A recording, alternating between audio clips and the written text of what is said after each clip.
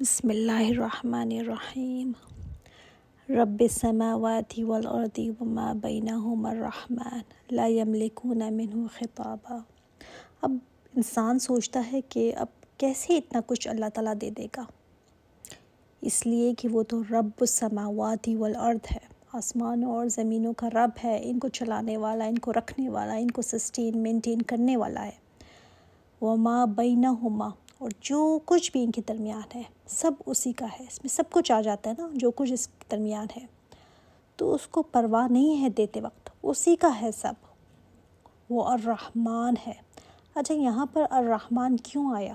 اللہ تعالیٰ کے اور بھی بہت سے نام ہیں، کوئی اور کیوں نہیں آیا؟ اس لیے کہ جہنم کی اتنی باتیں سن کر کوئی پریشان نہ ہو کہ میرا کیا بنے گا، میں تو متقی کبھی بھی نہیں بن سکتا، میں اس لیول پر کیسے پہنچوں گا، میں تو یہ مقام کبھی بھی نہیں پا سکتا۔ تو فرمایا نہیں، وہ رب رحمان ہے، جس نے سب بنایا، وہ رحمان رب تم پر بھی رحم کر سکتا ہے، تمہیں بھی وہ جنت میں داخل کر سکتا ہے، بس اگر تم اپنی روش بدل لو۔ جب بھی تم واپس اس کی طرف پلٹنا چاہو گے، اس رحمان کے دروازے اپنے لیے کھلے ہوئے پاؤ گے۔ تو ابھی زندہ ہو تم، چانس ہے تمہارے پاس۔ لا یملکون منہ خطابا، نہیں مالک ہوں گے اس سے بات کرنے کے۔ ایسا نہیں ہوگا کہ ادھر نا قیامت کے دن کچھ بھی کوئی بھی بولتا رہے، جیسے کچھ لوگ کہتے ہیں نا میں جا کر بول دوں گی، نہیں کچھ بھی نہیں، کوئی بات نہیں کر سکے گا، سب کی بادشاہی اس دن ختم ہو جائے گی، بڑی بڑی کرسیاں اس دن ختم ہو جائیں گی، کوئی اللہ تعالیٰ کی آگے ہمت نہیں کرے گا کہ کچھ کہہ سکے، اتنی خاموشی ہوگی اس دن وہاں پر، حالانکہ ایک انسانیت کھڑی ہوگی مگر وسپر کے علاوہ کوئی اتنی ہمت نہیں کرے گا کہ بات کر سکے۔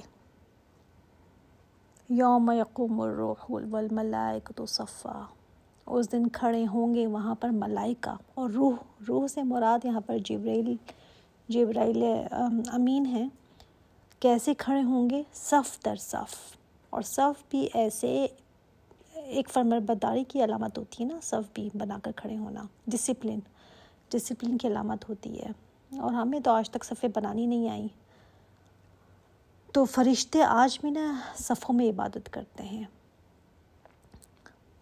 لا یتکلمون الا من اذن له الرحمن وقال صوابا، کوئی بات نہیں کر سکے گا مگر جس کو رحمان اجازت دے، اس دن اس کا جس دن اذن ہوگا تو کوئی کچھ بول سکے گا، اور جس کے لیے اس کا ارادہ ہوگا اس کے لیے بول سکے گا۔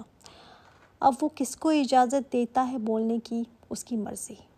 وقال صوابا، اور جس کو اجازت بھی وہ دے گا تو وہ بات ایسے نہیں کہ بس کچھ بھی بولتا رہے گا، بلکہ وہ ٹھیک بات کرے گا، درست بات کرے گا اس دن۔ ذالک الیوم الحق فمن شاء اتخذ الی ربہ مآبا، یہ ہے وہ دن برحق جس کو کوئی روک نہیں سکتا، اس نے آنا ہی آنا ہے، چاہے انسان چاہے نہ چاہے۔ پھر یہ دنیا میں بندہ سوچے گا کہ یہ کیا تھا جو ہم پیچھے چھوڑ کر آئے ہیں، بندہ پھر اس وقت سوچے گا کہ یہ کیا تھا جو میں کر کے آئی ہوں، میں چھوڑ کے آئی ہوں۔ اصل حقیقت تو یہ ہے، فمن شاء اتخذ الی ربہ مآبا، تو جو چاہے بنا لے اپنے رب کی طرف ٹھکانہ۔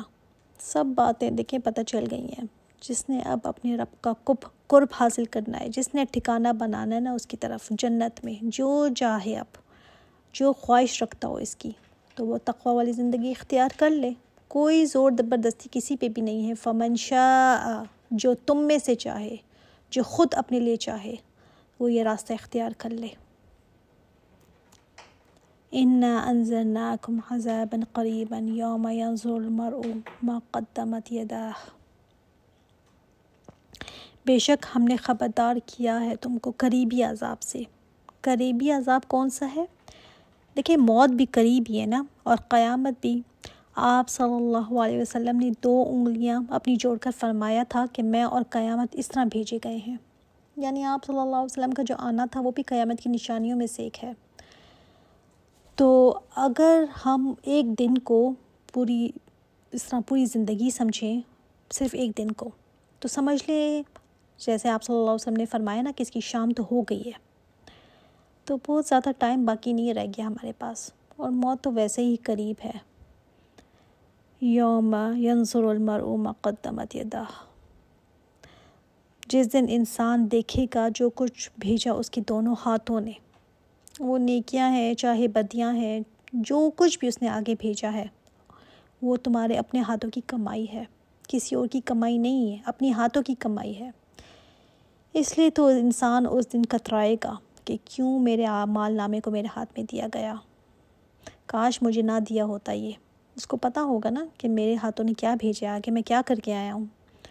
اچھا، بہت سارے گناہ نا ہمیں بھول بھی جاتے ہیں، ہمیں تو کل کا کھایا ہوا یاد نہیں رہتا، گنے چنے گناہ ہیں زندگی کے 3-4 جو ہمیں یاد رہ جاتے ہیں، باقی تو یاد ہی نہیں رہتا۔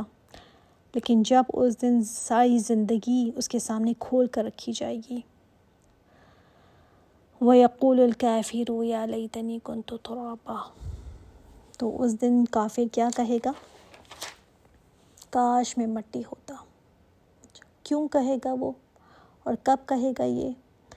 دیکھیں، جانوروں کا بنا حساب کتاب ہوگا، تو جب وہ جانوروں کا حساب کتاب دیکھے گا نا کہ ایک سینگ والی بکری نے 20 سینگ کو مارا، تو حساب کتاب ان کا کر کے ان کو مٹی کر دیا جائے گا۔ تو اس وقت جب کافر جب یہ دیکھے گا تو کہے گا کہ کاش میں بھی مٹی ہو جاتا، میں رہتا ہی نہ۔ دیکھ لے گا نا عذاب کو آگے کہ میرے لیے کیا ہے، تو تب وہ چاہے گا کہ میں مٹی ہو جاتا۔ اب دیکھیں، چاہے ہم یہ پڑھ چکے ہیں، چاہے کوئی عمل کرے نہ کرے، کوئی مانے نہ مانے، ہمارے اوپر کوئی اثر ہو نہ ہو، اس کے لیے ہم تیاری کریں نہ کریں، تو جیسے بلی کو دیکھ کر کبوتر آنکھیں بند کر لیتا ہے نا، تو کیا خطرہ اس سے ٹل جاتا ہے؟ ہم اگر کبھی سوچیں کہ میں پڑھوں گی نہیں اس کو آگے، میں جانوں گی نہیں، اس بارے میں تو پتہ ہی نہیں چلنا مجھے بس، تو کیا نہ پتہ چلنے سے قیامت نہیں آنی؟ کیا موت نہیں آئے گی؟ یہ تو آنی ہی آنی ہے، یہ تو عقل ہی رہے گی۔ تو عقل مند وہ ہے جو سنبھل جائے، جو اس کو پڑھ کر سبق حاصل کرے۔ اللہ تعالی ہمیں توفیق دے کہ ہم اس سے اپنی زندگی بدلنے کی کوشش کریں، آمین۔ الحمدللہ۔ السلام علیکم ورحمۃ اللہ وبرکاتہ۔